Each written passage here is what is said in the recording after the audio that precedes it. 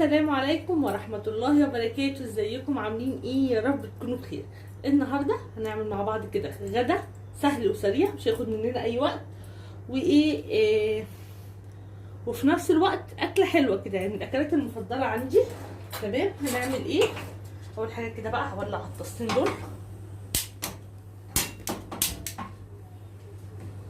هنا وهنا كده، نبتدي نعمل الاكل بتاعي. بصوا هنا مطلعه ايه، شويه خضار كده، طماطم وفلفل وبتنجان، اكل شعبي كده ايه من الاخر يعني. تمام. انا كنت لسه طبخه اساسا، ف اول امبارح الطبيخ بيقعد عندي يومين، فايه قلت بقى إيه النهارده اقضيها اكل ايه حرشه كده. تمام. متنسوش بقى تحطوا اللايك وتعملوا شير وتعملوا سبسكرايب وتسيبوا لي كومنت حلو زيكم. خلاص يلا بقى نشوفوا هنعمل ايه النهارده كده. الفيديو هيبقى حلو قوي من غير اي مونتاج كده. في ناس بتحب قوي الفيديوهات دي، بتحب ايه غير ان انا اركب عليها صوت. هنجيب بقى ايه بطاطس. انا البطاطس بتاعتي جاهزه، ان انا الصراحه بجيب البطاطس لو عايزه اعملها خضار بس البطاطس التقليه دي اللي ليها يعني المحمره بقيت بريح دماغي واشتريها جاهزه، عشان هي بقت مضروبه يعني اليومين دول، مش اليومين دول بس يعني. انا حافظه على فكره في البطاطس بقى حلو. بجيب الكيس ده كده، تشوفوا معايا دايما في فيديو المشتريات بيكون 2 كيلو ونص، بيقعد عندي مده حلوه. عارفين اللي كنت في مره كان في حد في الجروب عندي هنا في الفلكي كان بيبيع البطاطس دي بس اسمها فرز تاني، جبتها وخلصت على فكره، كانت حلوه جدا جدا. كانت الفرق ايه هوريكم زي ايه. يعني هي بطاطس، بصوا بطاطس طويله اهي، كانت مثلا اللي هي بتبقى متكسره كده، متكسره منها حته. طبعا هي دي طبعا المفروض ما تبقاش متكسره، الفرز الاول دي ما تبقاش متكسره كده، بس طبعا عادي وارد واحنا شايلينها تتكسر كده. فهي دي الفرز التاني، بس كانت روعه يعني. انا جبت كيس ديت ب 77 جنيه ال 2 كيلو ونص. التانية اللي هي الفرز التاني دي كنت شارياها ب 45 جنيه 2 كيلو ونص.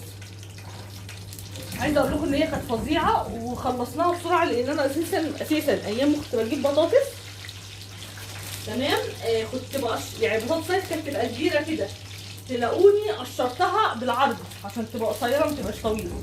يعني انا اساسا بحب البطاطس الصغنطوطه مش الطويله، فاهمين قصدي ايه؟ فهي كانت حلوه والله، وكانت طبعا سعرها النص، يعني دي ب 77، الثانيه كانت ب 45، ودي 2 كيلو ونص ودي 2 كيلو ونص، فطبعا فرق في السعر جامد جدا يعني.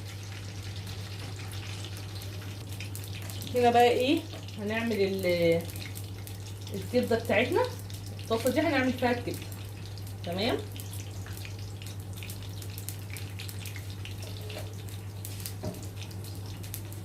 بصوا انا دايما لما بشتري الكبده بشتريها ربعين. احتجت بعمل كيس، يعني انا دلوقتي هعمل كيسين عشان ما ان انا ايه ما اطلعهاش تفك وبعد كده ارجع تاني استخدمها يعني. والكبده ما بتتغسلش، لان الكبده فايدتها في الدم بتاعها ما ينفعش تتغسل خالص.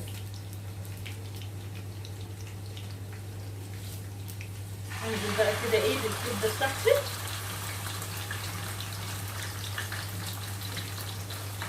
بتكون طبعا هي متقطعه جاهزه.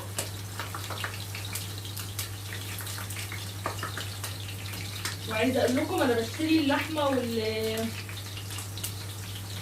اللحمه والصدوق والحاجات دي كلها والمفروم وكله بلدي الا الكبده. الكبده ما بحبش الكبده البلدي خالص، ممكن اكلها اللي هي ايه بسمنه وحبه ملح وحبه فلفل اسمر، انما بثوم لا ما بحبهاش، بتبقى زفره. الكبده البلدي بتبقى زفره لما بنعملها بالطريقه الاسكندراني دي، وانا بعشق حاجه اسمها كبده اسكندراني. فعشان كده الصراحه بفضل الكبده المجمده في اعمال الكبده.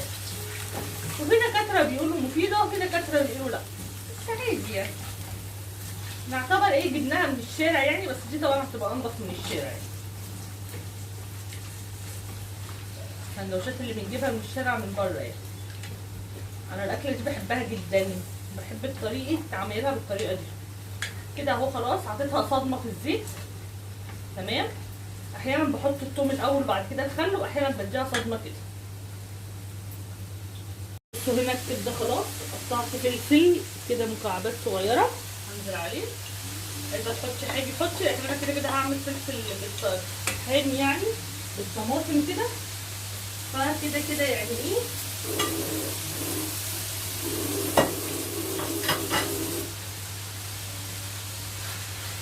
مش عايزه اعملها حاميه يعني عشان خاطر ادم يعني كده، ادم ملوش في الحامي قوي. ابتدي بقى احط البهارات بتاعتي، ملح، دي الافرام الضيقه قوي، حطيت ملح، احط كمون،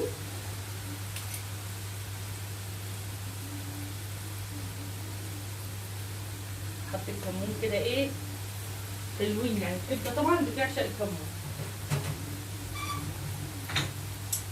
كزبره، وكل حاجه كده ايه معلقه حلوه يعني. ما بحطش فلفل اسمر على الكبده، هي ملح وكمون وفلفل كده. ونبتدي ايه بقى ايه الثوم اللي احنا مفرزينه بتاع الكبده والسمك، اللي هو اساسا معمول متقطع عليه فلفل ومتقطع عليه محطوط عليه كمون برده وكزبره وشطه اهو. الثوم ده انا بكون عاملاه للسمك وللكبده، ببقى عامله ثوم ابيض للحاجات التانيه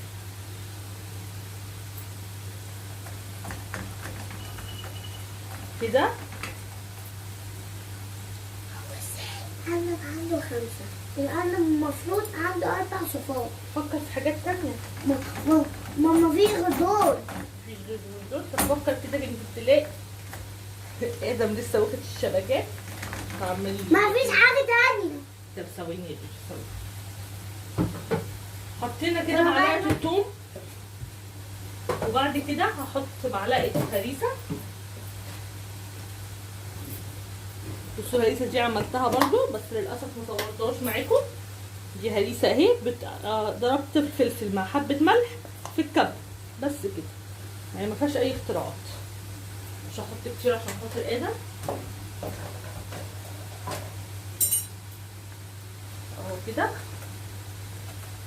وهنزل بالخل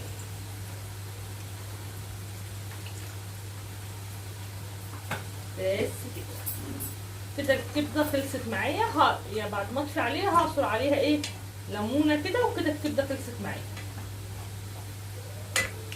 والبطاطس اهي بتتحمر.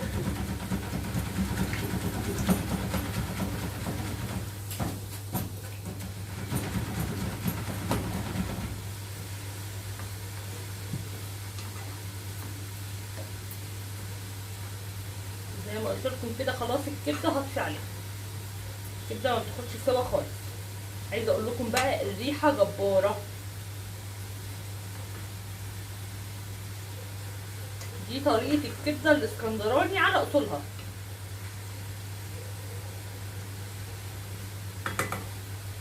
طبعا بقى عايزه تضيفي فلفل حراق كتير ضيفي براحتك، لكن انا زي ما قلت لكم انا ما بضيفش عشان خاطر ادم، عشان معايا عيل صغير يعني.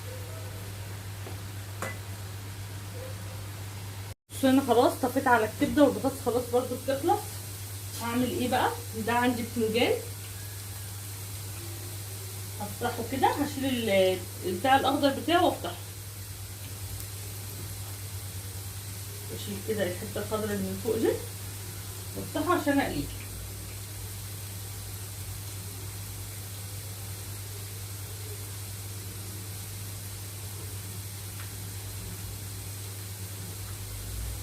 البتنجان ده بيكون حلو جدا جدا، وبيكون طعمه بصراحه خطير. انا وكريم بنحبه جدا.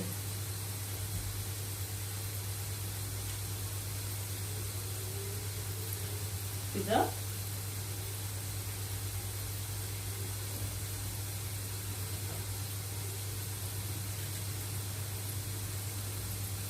تعملوا له بقى خلطه. الخلطه دي عباره عن ايه؟ انا عندي عشان انا كانت فاضله عندي يعني، كنت قاليه فنجان كده من كام يوم جنب العدس بجبه من كام يوم كده، من 4 ايام.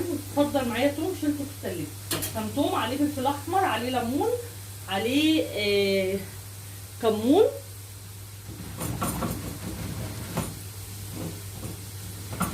اطلع بس طاسه البطاطس دي بحشيه بقى، دي بيبقى طعمه حلو قوي. قلنا بقى هنزل بالبتنجان.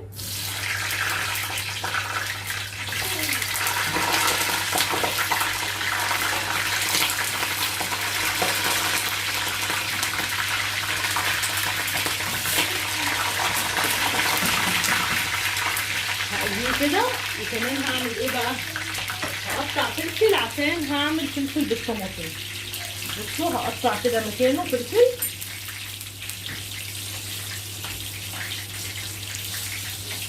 الفلفل بقى بالطماطم بتقطعيه كده مكعبات. الفلفل ده لو جربتيه هتدمنيه وعلى طول هتعمليه، بجد بيبقى حلو جدا.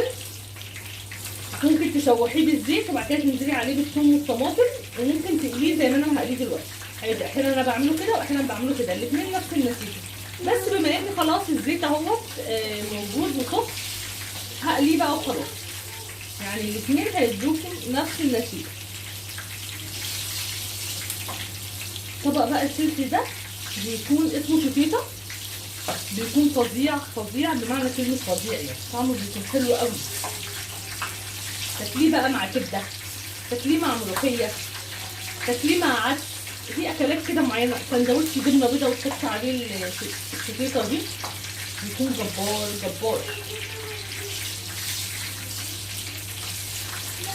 بس اعملوه بالتكه اللي انا بعملها. يعني انا عندي عمته بتعشق مني الفلفل بالصلصه ده. يعني عندنا بنسميه فلفل بالصلصه، لكن ناس كتير بتقول عليه شطيطه.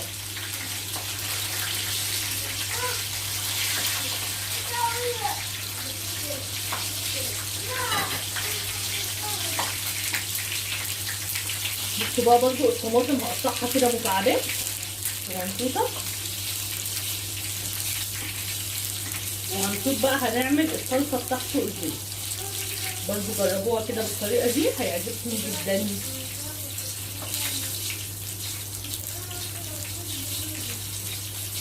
كده هقطعها بقى مكعبات عشان ما اطولش عليكم، واطلع الفنجان وارجع لكم تاني. انا خلاص الفلفل كمان اهو قليته. الطاسه الثانيه على النار بقى هنعمل ايه؟ اخر حاجه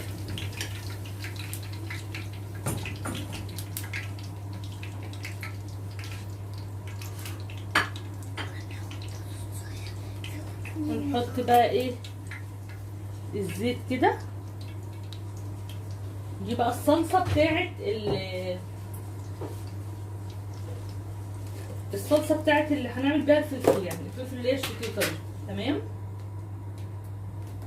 نجيب كده معلقه توم، دي توم ساده عادي خالص.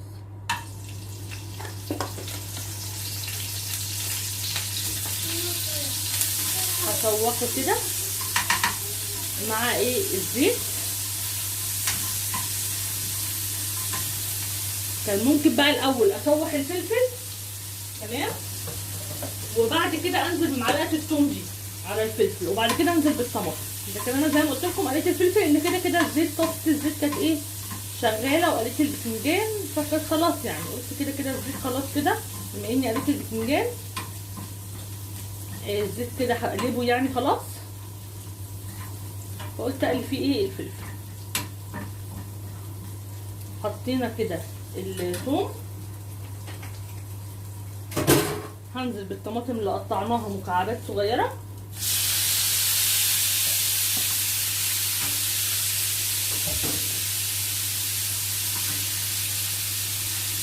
حبه ملح على طول، بس ما بحطش عليها اي بهار على فكره، بحبها بالملح بس.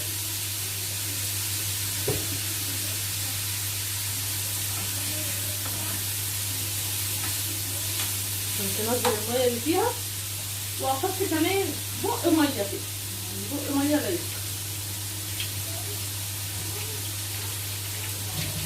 بق ميه كده بس ايه تخلي الصلصه تتسبك معايا بس كده.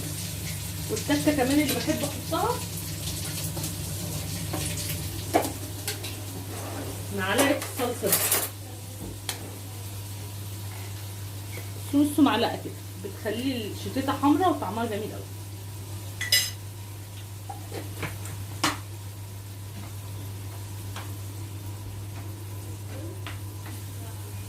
اول بقى ما تتسبك كده وتنزل الميه بتاعتها وتتسبك، اروح نازله عليها بالفلفل وخلاص كده احلى طبق شتيته ممكن تاكليه.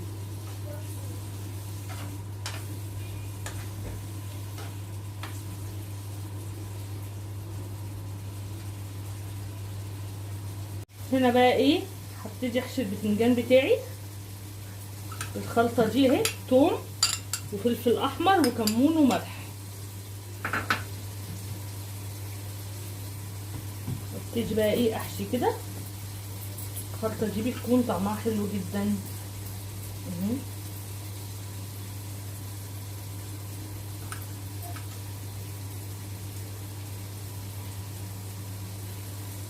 طبعا البتنجان سخن. وبكده خلاص ادي بقى الكبده، شايفين جمالها، بطاطس بقى محمره وطماطم وخيار، وادي الفلفل الجبار والبتنجان الجبار برضه. اكله حلوه جدا وحرشه الصراحه، وبتاكل كده وسريعه في نفس الوقت، وبرده مش مكلفه. تمام. وتغيير، يعني تغيير عن الرز والمكرونه كل يوم وخضار وحاجات من دي، يعني هي برده ايه تغيير. بس كده، ما تنسوش بقى تحطوا اللايك وتعملوا شير وتعملوا سبسكرايب وتسيبوا لي كومنت حلو كده ايه زيكم. تمام. بس كده، واقول لكم مع السلامه.